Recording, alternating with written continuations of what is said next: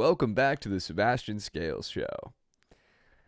You know when you see somebody in public that you think is attractive and you start playing with the idea of going up and saying hello to them or trying to get their number or whatever, and your body starts responding like as if there's a chance that this person might murder you.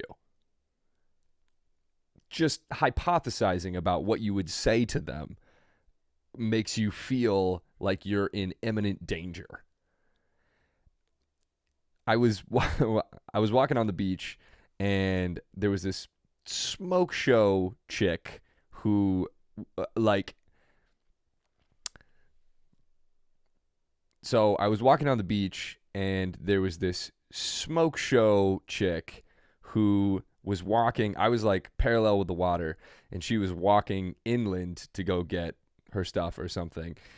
She was with her friend, and I was just staring at her. And let me just pause this really quick. Okay, it's okay. It's fine. You're fine. Just keep going.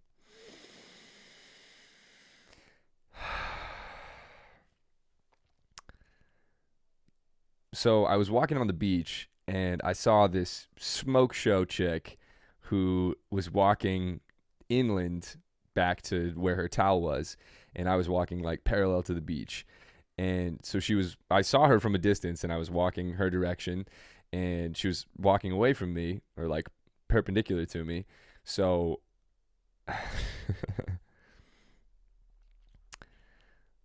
so I was walking on the so I was walking on the so I was walking on the beach, and I saw this smoke show chick, and I was like pretty far away from her, but I could just tell, And I was walking up. I was walking parallel to the water, and she was walking inland to go to where her towel was, and she was with her friend. And she like turned around for some reason. I guess she forgot something on the beach, and started walking basically directly towards where I was going to be. So we were gonna cross paths perpendicularly, and before and I was like, in my head, I was like, oh, okay, this is it. Like she's coming back into your orbit. There's something significant here. Like, just say something, do something, right? And I started feeling like, I mean, it's like a life or death situation. Talking to a girl felt like I needed to. My body's basically telling me to sprint away from her, and with absolute adrenaline, desperately trying to get me to not talk to this chick. And so she, like, literally, the timing was so perfect. I'm like walking right up to her, just on my own path, as she's walking right up to me. And I looked at her, and we made eye contact, and I just went like, like my body wouldn't even let me get a smile out for fear of something. I don't know what I was afraid of, but I just kept walking, and I couldn't believe my heart rate. It was through the roof. Like, this harmless being who, as if I'm going to say hello and she's going to shoot me in the head. That's what my body's projecting. And I guess it's just fear of rejection, fear of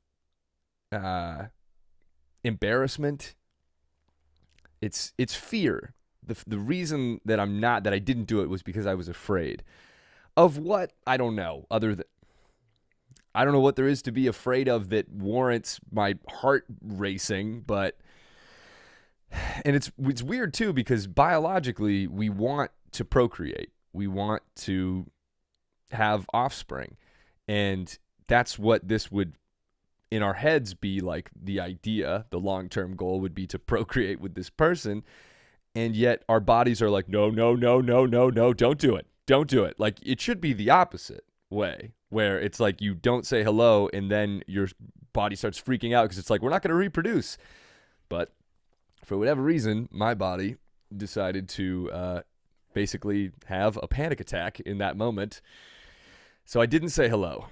And I kept walking. and I was walking for a while and basically just beating myself up for why I didn't say hello to this girl, and just laughing to myself about how, like, you don't need to operate this way anymore. You know that there's no danger in that situation, and your body's just we've been conditioned to feel as though these moments of potential embarrassment are life or death situations when they couldn't be further from that. Like, everything in that moment is okay. Like, I'm safe.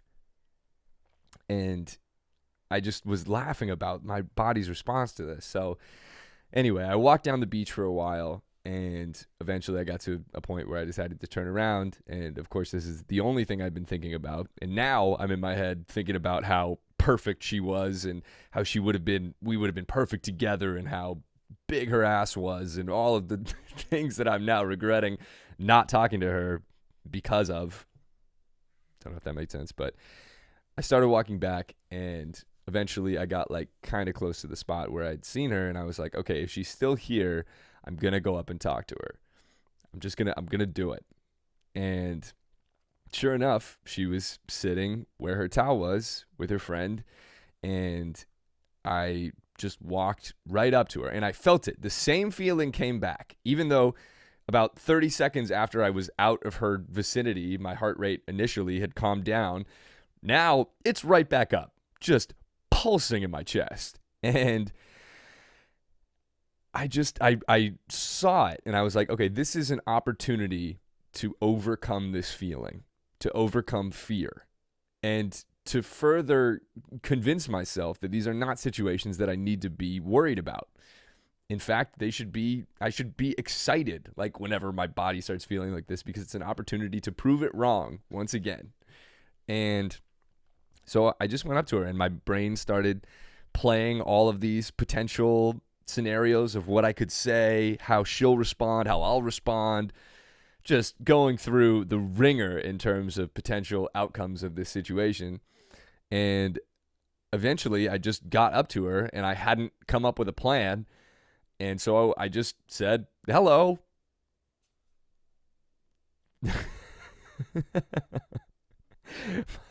my heart is beating out of my chest. And I said, hello. And they both kind of looked up at me. And the friend was like, hi. And I was like, look, I walked by you earlier, and I told myself that if I came back and you were still here, that I would come up and introduce myself. Which in my head would have never been the play. That would have been maybe worst case scenario of things to say. I don't know why, but it seems like a really dumb idea. And in the moment, it was perfect. They laughed in what felt like a good way, because I think they could feel the honesty of it. It's not like I came up and said something smooth that was like planned out, or, you know, I don't know. I just kind of went into the interaction. It was less about like trying to get this girl's number, and more about just trying to show myself that I don't need to be worried about these kind of things. And I think that took off a lot of the pressure, because I was more just treating this as a conversation with two other people, rather than something that I needed to be embarrassed about, or needed to put on a show, basically, puff out my peacock feathers and try to convince this woman to mate with me. It was just a conversation with strangers, and it went so well. They were both super nice, and we chatted for a while. We were talking about what they do, and it was really fun. It was fun, and then the moment presented itself where eventually I was like, she said something. Oh, God. Despite it being fun, I did black out for part of the conversation out of sheer nervousness. But she said something, and then I said something, and then she said something, and then we both said the same thing at the same time, the same phrase, whatever it was. I think it was like, if it's meant to be, it's meant to be, something like that. And we said it simultaneously. And I was like, Oh, that's pretty synchronous. Synchronous? That's a synchronicity. Literally, I was like trying to what's the word for this type of a situation, and then her friend goes, "Oh, you don't even know the word? Like you can't really say it then." And I just like laughed it off, and it was a moment where I felt like the part of myself that was so scared to go up and talk to these girls would have been embarrassed about and would have gotten defensive. Be like, no, I know what a synchronicity is. No, the egoic reaction was ready to go, but for some reason I was just in this state of not really worrying about it, and so I just laughed it off and rolled with it. And I think that was the catalyst for me being like, well, we're too much on the same page to not exchange numbers now, or something like that. And so we did. And well, I actually got her Instagram, and I asked her for a number, and then she was like, well, how about we do Instagram? And once again, rather than being like, what? Like, you don't want to, oh, you don't want to give me your number, or like treating it badly and interpreting it negatively in some way, I just rolled with it. And I was like, oh, so you want to like check me out and like see if this is actually an endeavor that you're interested in, rather than just going based off of what I look like now, something like that. And she was like, yeah. And I was like, word. So we exchanged Instagrams, and there were a couple of zingers that I had in there that were very free flowing and I could have never predicted what they were going to say that caused me to say the things that I said in the moment that really worked. But the more I leaned into it and the more I just trusted the moment and myself to respond in the moment, the easier it became. And so by the end of it, we were kind of like all laughing in like a good way. And then I was like, all right, well, like, I'll see you guys later. And then the girl, whose name was Kat, she was like, yeah, send me a message. And, of course, she's an Instagram influencer. I live in LA, so it's like most of the people if they're not officially an Instagram influencer, they are trying to be. And I just remember leaving that interaction and walking on the beach and just feeling so light and not worried, because it's like the ultimate proof that like not only did I not need to be fight or flighty about this, but this was an opportunity that allowed me to develop a greater sense of trust in myself and other people.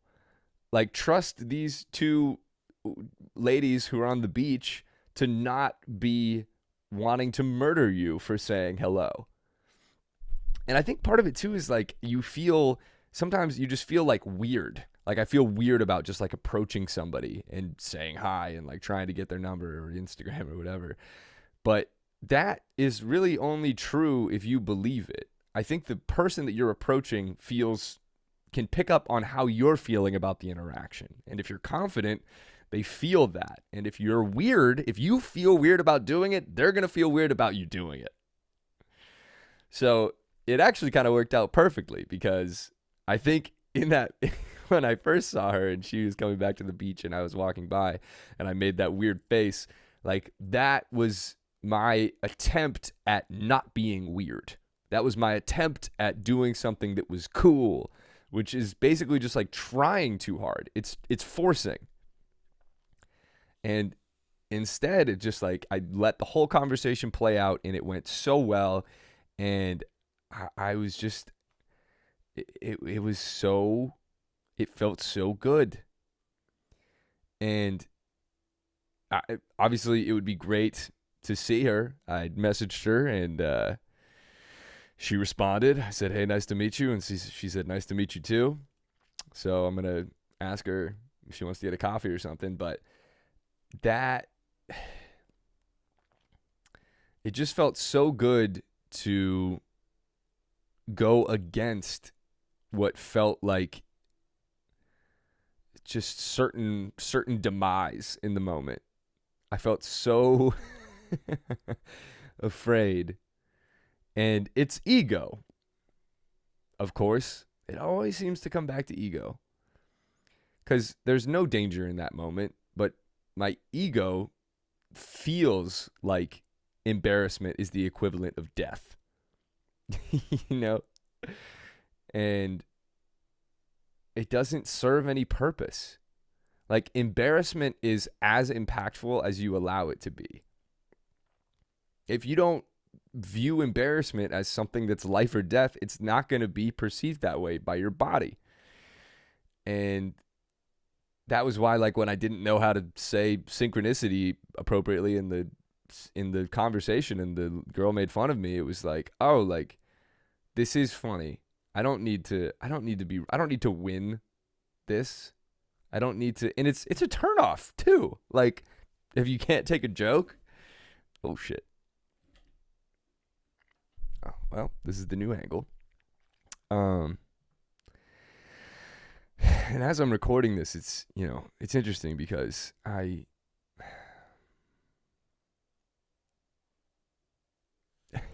you gonna retell the story now? Did you not say it exactly how you wanted?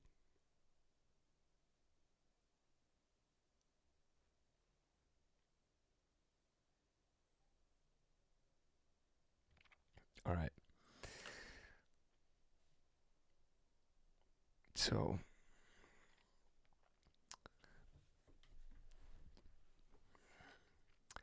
when you see somebody attractive in public and you start playing with the idea of approaching them and saying something, trying to get their number or whatever, and your heart starts beating out of your chest, and it feels like in that moment, this is a life or death situation. Like, your body's in full fight or flight mode. Like, your body's in full fight or flight mode because of this chick who's attractive.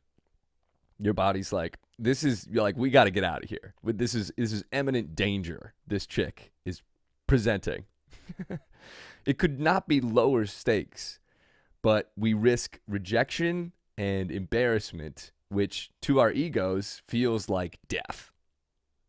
And then our bodies start reacting as if this is actually a life or death situation, as if we're being chased by a woolly mammoth or a saber-toothed tiger, when in reality, it's a lady or a man. It's a person who is not going to respond to you saying hello to them with shooting you in the head. The stakes could not be lower, but it feels like they couldn't be higher.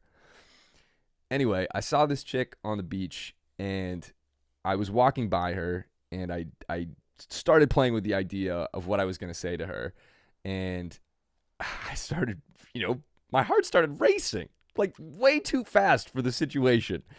And I eventually got to the point where I was walking right by her, and I looked at her and she looked at me, and I went like I tried to make some face that was not weird and was cool and suave, and it was none of those things. It was the dumbest face. It would have been better for me to not react at all, to not change my face, but I tried to do what was good in the moment and just looked so silly.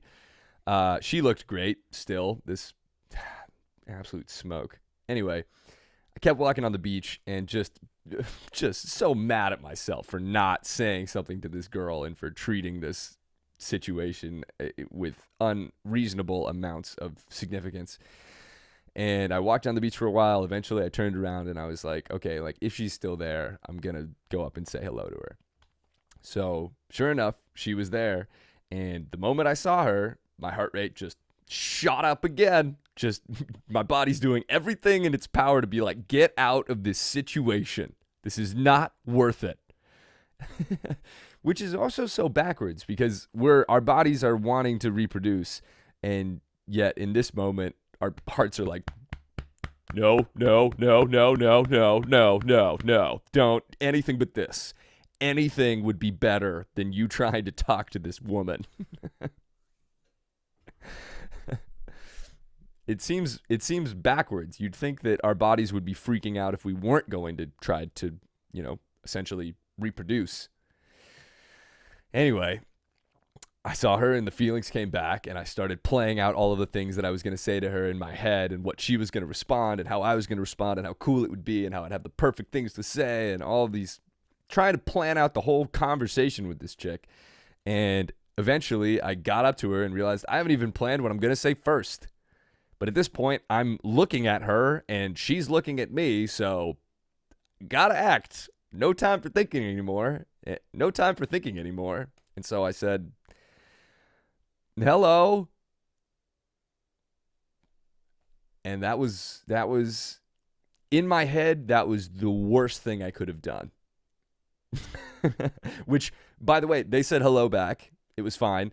And then I proceeded to say, hey, I walked by you a little bit ago and I didn't say anything.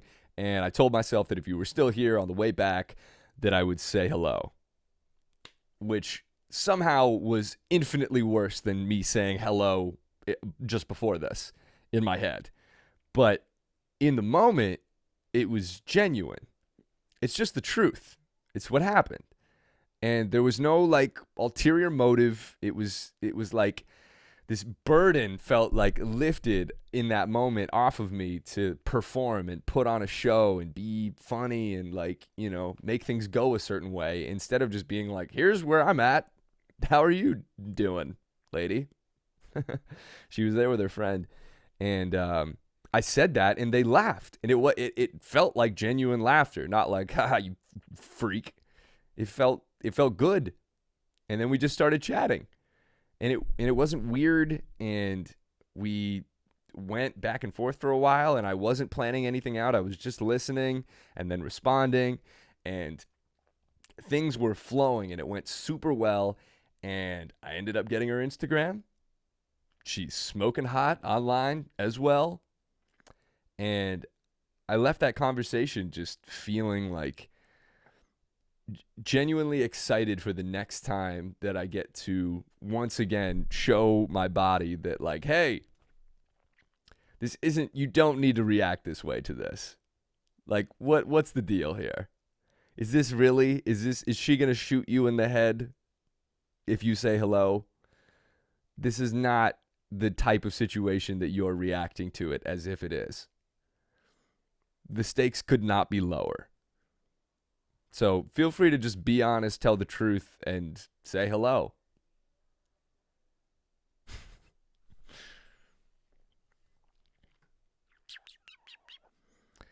So now that I've told the same story twice,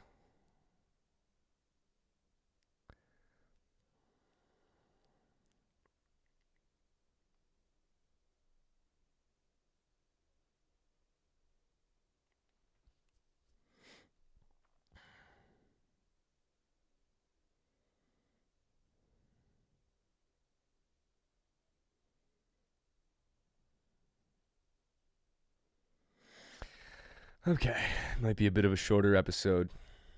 Was there anything else I wanted to talk about?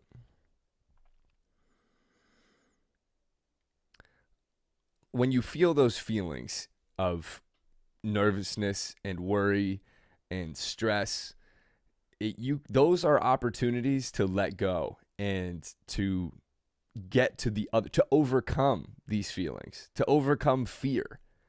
Every time you feel fear, like that is an opportunity to grow, because this situation is like, I don't only feel like that when I'm going to talk to a girl. I feel like it when I'm about to go on stage and do stand-up. I feel like it when I'm going to give a presentation of some sort. Like if I was in high school, when I would get called on in class, I would get like super panicky. Like I remember I had this class. It was AP Physics. And I had this teacher whose name was Mr. G, and he would cold call on people.